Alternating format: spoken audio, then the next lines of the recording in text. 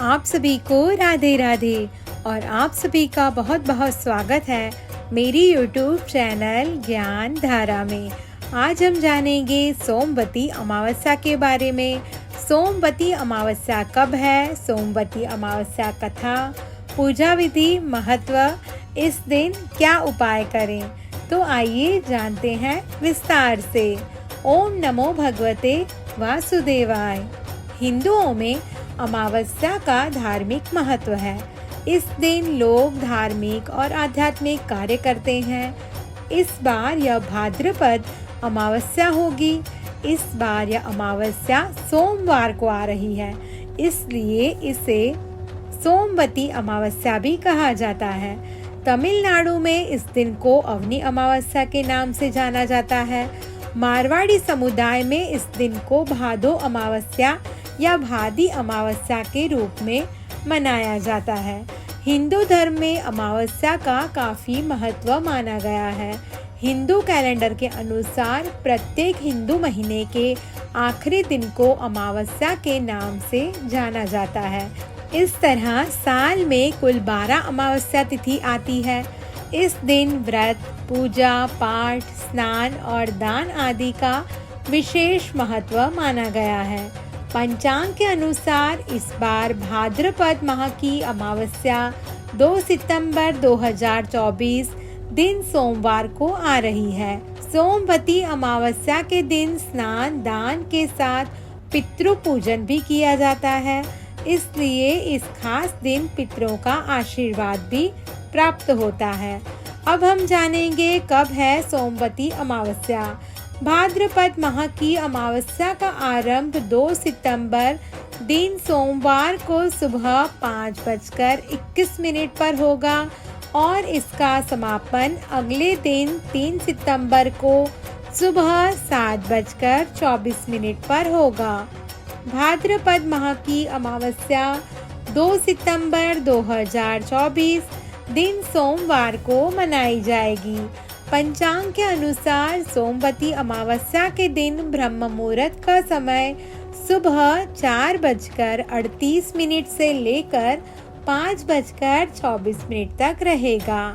इस दिन पूजा का शुभ मुहूर्त सुबह 6:09 से लेकर सुबह 7:44 तक रहेगा। भाद्रपद माह की अमावस्या के दिन 2 शुभ योग का निर्माण हो रहा है। इस दिन सुबह सूर्योदय से लेकर शाम के 6:20 तक शिव योग रहेगा। इसके बाद सिद्ध योग रहेगा। शिव योग को लेकर मान्यता है कि इस योग में पूजा पाठ करने से देवी देवताओं की विशेष कृपा बनी रहती है और इस योग में पितरों का विधि विधान के साथ श्राद्ध और तर्पण करने से पितृदोष से छुटकारा मिलता है। अब हम जानेंगे अमावस्या तिथि के महत्व के बारे में। हिंदू धर्म में अमावस्या तिथि का विशेष महत्व माना गया है। अमावस्या वह दिन होता है जब चंद्रमा पृथ्वी और सूर्य के बीच में आ जाता है, जिसके कारण इस दिन पूरी रात्रि चंद्रमा दिखाई नहीं देता। अमावस्या को पितरों का पर्व कहा जाता है। यह तिथि विशेष तौर पर पितरों को समर्पित होती है। मान्यता है कि इस दिन पितृलोक से पितर धरती पर आते हैं, इसलिए इस दिन पितरों की तृप्ति, शांति और उनकी प्रसन्नता के लिए उनका श्राद्ध और तर्पण किया जाता है और उनका आशीर्वाद प्राप्त किया जाता है। धार्मिक मान्यता के अनुसार अमावस्या के दिन पूजा, जप, तप, दान और पवित्र नदी में स्नान करने से पुण्य की प्राप्ति होती है। मान्यता है कि इस दिन स्नान, दान और पूजन करने से पितर प्रसन्न होते हैं और परिवार पर अपनी कृपा बनाए रखते हैं। मान्यता है कि अमावस्या के दिन सूर्यास्त के बाद वायु रूप में पितृ श्राद्ध व तर्पण की इच्छा से अपने परिजनों के घर की चौखट पर आते हैं। इसलिए अमावस्या के दिन पितरों के निमित्त श्राद्ध, तर्पण या पितृ पूजन जरूर करना चाहिए। इससे पितरों को तृप्ति मिलती है और उन्हें मोक्ष की प्राप्ति होती है। मान्यता है कि श्राद्ध और तर्पण से पितृ प्रसन्न होकर अपने परिजनों को सुख, शांति व समृद्धि का आशीर्वाद देते हैं। अब हम जानेंगे सोमवती अमावस्या की पूजा विधि के बारे में। सोमवार की सुबह जल्दी उठकर किसी पवित्र नदी में स्नान करें और व्रत पूजा का संकल्प लें। आपके घर के आसपास कोई नदी ना हो तो घर पर ही पानी में थोड़ा सा गंगा जल मिलाकर स्नान करें। स्नान के बाद हाथ में जल और चावल लेकर व्रत पूजा का संकल्प लें। शुभ मुहूर्त में पूजा करें। ये पूजा किसी शिव मंदिर में करें या फिर घर पर साफ स्थान पर शिव जी की तस्वीर स्थापित कर करें। सबसे पहले शुद्ध घी का दीपक जलाएं। शिव जी को फूलों की माला पहनाएं, तिलक करें। इसके बाद शिव जी को बिल्व पत्र, भांग, धतूरा, सफेद फूल, फल आदि एक एक करके अर्पित करें। पूजा करते समय ओम नमः शिवाय मंत्र का जाप करें। अपनी इच्छा अनुसार भोग लगाएं, आरती करें। व्रत करना चाहते हैं तो एक समय फलाहार कर सकते हैं। व्रत के अन्य नियमों का भी विधिवत पालन करें। फिर अपने पितरों के लिए घी का दीपक जलाएं। इस दिन पितरों की शांति के निमित्त हवन और यज्ञ करें। दिवंगत आत्माओं के लिए भगवत गीता का पाठ करें। ब्राह्मणों और जरूरतमंद को कपड़े, भोजन और दक्षिणा दें। अब हम जानेंगे सोमवती अमावस्या की व्रत कथा के बारे में।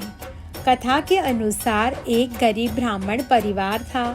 परिवार में पति, पत्नी और उनकी एक पुत्री थी। आयु के अनुसार पुत्री धीरे धीरे बड़ी होने लगी। वह बहुत ही सुंदर, सुशील और सर्वगुण संपन्न थी, लेकिन गरीब होने के कारण उसका विवाह नहीं हो पा रहा था। एक दिन उस ब्राह्मण के घर एक साधु महाराज आए।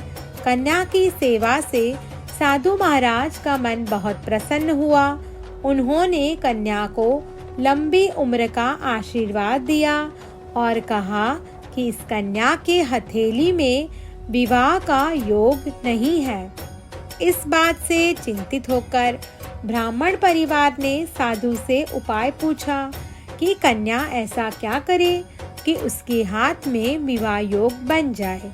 साधु ने कुछ देर विचार करने के बाद अपने ध्यान के आधार पर बताया कि कुछ ही दूरी पर एक गांव में सोना नाम की धोबिन जाति की एक महिला अपने बेटे और बहू के साथ रहती है, जो बहुत ही संस्कारों से संपन्न तथा पतिपरायण और निष्ठावान है। यदि ये कन्या उसकी सेवा करे तो इसके बुरे योग मिट सकते हैं। साधु ने ये भी कहा कि वह महिला कहीं आती जाती नहीं है। ये बात सुनकर ब्राह्मणी ने अपनी बेटी से धोबिन की सेवा करने की बात कही। अगले दिन कन्या प्रातःकाल ही उठकर सोना धोबिन के घर गई और वहां साफ सफाई और अन्य सारे कार्य करके अपने घर वापस आ गई। एक दिन सोना धोबिन अपनी बहू से पूछती है कि तुम तो सुबह ही उठकर सारे काम कर लेती हो और पता भी नहीं चलता। बहू ने कहा, माँ जी, मैंने तो सोचा कि आप ही सुबह उठकर सारे काम खुद ही खत्म कर लेती हो। मैं तो देर से उठती हूँ। इस पर दोनों सास बहू निगरानी करने लगी कि कौन है जो सुबह ही घर का सारा काम करके चला जाता है। कई दिनों के बाद धोबिन ने देखा कि एक कन्या अंधेरे में घर में आती है और सारे काम करने के बाद चली जाती है। जब वह जाने लगी तो सोना धोबिन उसके पैरों पर गिर गई और पूछने लगी कि आप कौन हैं और इस तरह छुपकर मेरे घर में आकर क्यों काम करती हो। तब कन्या ने साधु द्वारा कही गई सारी बात बताई। सोना धोबिन पतिपरायण थी, उसमें तेज था, वह इस बात के लिए मान गई। सोना धोबिन के पति थोड़ा अस्वस्थ थे। उसने अपनी बहू से अपने लौट आने तक घर पर ही रहने को कहा। सोना धोबिन ने जैसे ही अपने मांग का सिंदूर उस कन्या की मांग में लगाया, उसका पति मर गया। उसे इस बात का पता चल गया। वह घर से निर्जल ही चली थी। ये सोचकर कि रास्ते में कहीं पीपल का पेड़ मिलेगा तो उसे भंवरी देकर उसकी परिक्रमा करने के बाद ही जल ग्रहण करेगी। उस दिन सोमवती अमावस्या थी। ब्राह्मण के घर मिले पुए पकवान की जगह उसने ईंट के टुकड़ों से 108 बार भंवरी देकर पीपल के पेड़ की 108 बार परिक्रमा की और उसके बाद जल ग्रहण किया। ऐसा करते ही उसका पति वापस जीवित हो गया। इसलिए माना जाता है कि इस दिन व्रत आदि करने से पुण्य फल की प्राप्ति होती है। एक और पौराणिक कथा के अनुसार प्राचीन काल में एक प्रतापी राजा थे। उनका एक बेटा और बहू थे। एक दिन बहू ने चोरी से मिठाई खा ली और नाम चूहे का लगा दिया, जिसकी वजह से चूहे को बहुत गुस्सा आ गया। उसने मन ही मन निश्चय किया कि चोर को राजा के सामने लेकर आऊंगा। एक दिन राजा के यहाँ कुछ मेहमान आए हुए थे। सभी मेहमान राजा के कमरे में सोए हुए थे। बदले की आग में जल रहे चूहे ने रानी की साड़ी ले जाकर उस कमरे में रख दी। जब सुबह मेहमानों की आंखें खुली और उन्होंने रानी के कपड़े देखे तो हैरान रह गए। जब राजा को इस बात का पता चला तो उन्होंने अपनी बहू को महल से निकाल दिया। रानी रोज पूजा करती, गुड़दानी का प्रसाद बांटती। एक दिन राजा उस रास्ते से निकल रहे थे तो उनकी नज़र उन दियों पर पड़ी। राजमहल लौटकर राजा ने सैनिकों को जंगल भेजा और कहा कि देख कर आओ वहाँ क्या चमत्कारी चीज थी। सैनिक जंगल में उस पीपल के पेड़ के नीचे गए। उन्होंने वहाँ देखा कि दिए आपस में बात कर रहे थे। सभी अपनी अपनी कहानी बता रहे थे। तभी एक शांत से दिए से सभी ने सवाल किया कि तुम भी अपनी कहानी बताओ। दिए ने बताया वह रानी का दिया है। उसने आगे बताया कि रानी के मिठाई चोरी करने की वजह से चूहे ने रानी की साड़ी मेहमानों के कमरे में रख दी और बेकसूर रानी को सजा मिल गई। यह सारी बातचीत सैनिकों ने महल में जाकर राजा को बताई, जिसके बाद राजा ने रानी को माफ कर दिया और महल में वापस बुला लिया। अब हम जानेंगे सोमवती अमावस्या के दिन क्या करेंगे उपाय। यदि आप इस अमावस्या तिथि को पितरों के नाम का तर्पण करते हैं, पितरों को जल और काले तिल चढ़ाते हैं और पितृ दोषों से मुक्ति की प्रार्थना करते हैं तो पितरों का आशीर्वाद मिलता है। इस दिन नदी में स्नान के समय पितरों के नाम से तर्पण और दान में जरूरतमंदों को उनकी आवश्यकता की चीजें देने से शुभ फल मिलते हैं। उसके साथ ही जो व्यक्ति इस दिन शिवलिंग का अभिषेक करता है, साथ में माता पार्वती का पूजन करता है, उसकी भी सभी इच्छाएं पूरी होती हैं। यदि आप इस दिन ब्रह्म मुहूर्त में पवित्र नदियों में स्नान और तर्पण करते हैं तो समस्त पितृदोष दूर होते हैं। इस दिन पितरों का श्राद्ध, तर्पण, पिंडदान भी किया जाता है। यदि आप इस दिन उन पितरों के लिए भी तर्पण करते हैं जिनकी मृत्यु की तिथि पता ना हो, तो उन्हें भी शांति मिलती है। सोमवती अमावस्या के दिन गाय को घी लगी हुई रोटी और गुड़ खिलाने से मनोकामनाओं की पूर्ति होती है।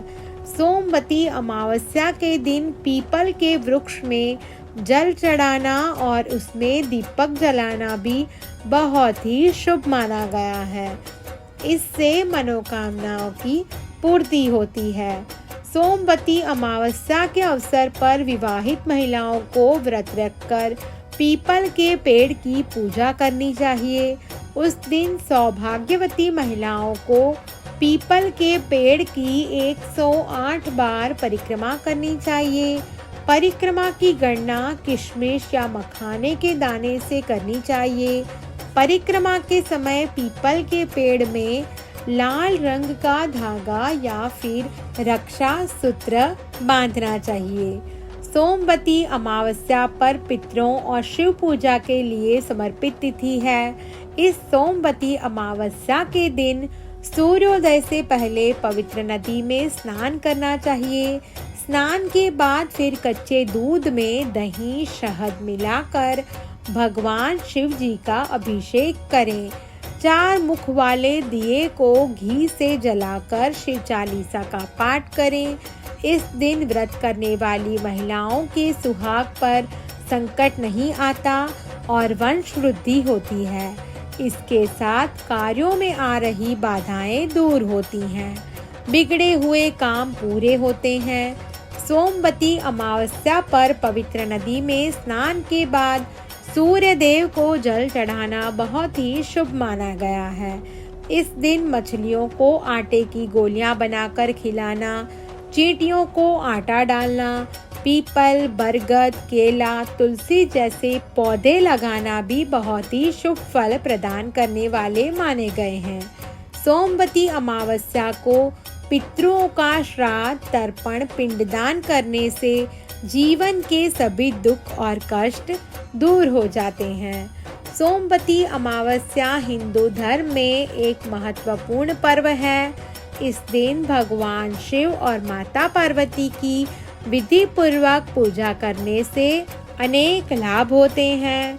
सोमवती अमावस्या के दिन व्रत रखने से, पूजा पाठ करने से, दान करने से और अन्य शुभ कार्य करने से व्यक्ति को मोक्ष की प्राप्ति का मार्ग प्रशस्त होता है। ओम नमो भगवते वासुदेवाय। आप सभी को मेरी ये वीडियो पसंद आई हो तो मेरा YouTube चैनल ज्ञान धारा को लाइक, शेयर और सब्सक्राइब करना ना भूलें। धन्यवाद।